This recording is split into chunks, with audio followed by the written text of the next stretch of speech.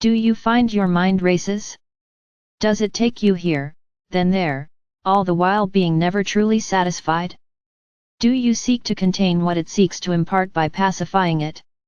Might we suggest another course of action? Is it time to move your mental objectives in another direction? Is it time for more to now be? Redirect rather than pacify. Let us share an excerpt from Given in Love, then, we will provide more. The mind does not understand spirituality. This you know. It does not understand much beyond its realm of ability as it relates to this body. It is brought into being for each lifetime and then it is no more. It does not understand spirituality and so it moves the one or other away from what might otherwise be considered enlightenment. It does not want that advancement. This you are now experiencing firsthand. And so let us take a deep dive of consideration to let you know that it does feel as you feel. It does focus upon what you focus upon. And so when you look at something you do not want, it does posture itself to consider how this would be. It is a magnificent creator. It was imbued with such qualities because it was the physical means to posture and create what was wanted. The mind was the means to do just that. It can create hardship, illness, and any other dreaded occurrence because this is what it also does. It does take the lowest common denominator and make it so there is more of this, that, or the other. It takes the lesser aspect and amplifies it. This is what it does. It is not meant to uplift. The soul is meant to uplift. But if you do not seek to connect to the soul, and only mentally, then you get one version but not the other. You get one voice and think it is the only thing that exists. Most do not know that their soul longs to connect, or how it yearns to assist. But when there is not a preference to learn anything the soul might offer, more distance is created. And that is for a purpose. This is meant to be the life of the one living it. Those living here are meant to make physical choices. They are to decide what they want and what they do not want. So to demand that the one here establishing their life must tune in to connect, well, that is not to be. Free will is taken very seriously here for those on this planet.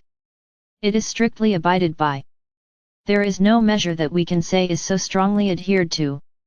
And so this life, your life, and where each resides occurs through a series of choices previously made. Do they want this or that?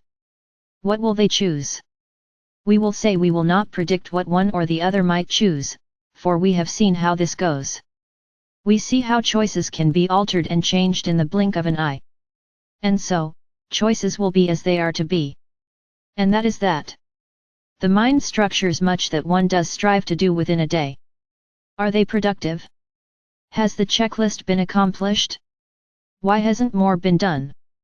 This is the mental atonement sought by the mind. This is the rationale you might consider and be aware of, for if you cannot tangibly see the accomplishment, then the mind believes it is of no measure. We seek to change that.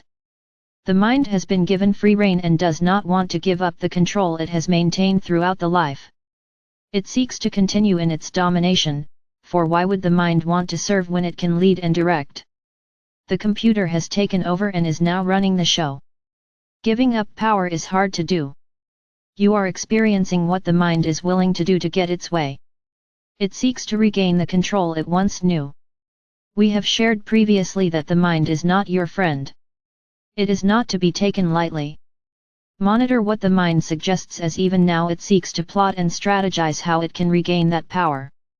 The difference here is that it requires you to focus on the negativisms that it seeks to enact. Without that, it has no ability to move those things it conjectures into motion.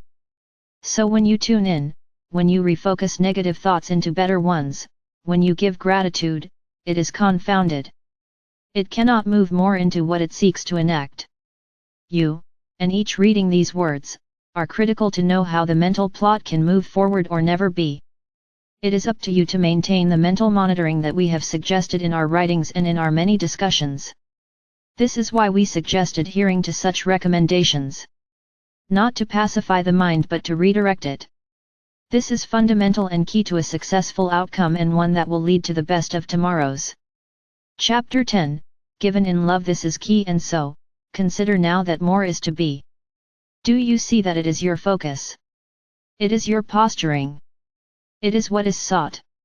It is your intent and desire that, above all else, is key. What do you intend to manifest?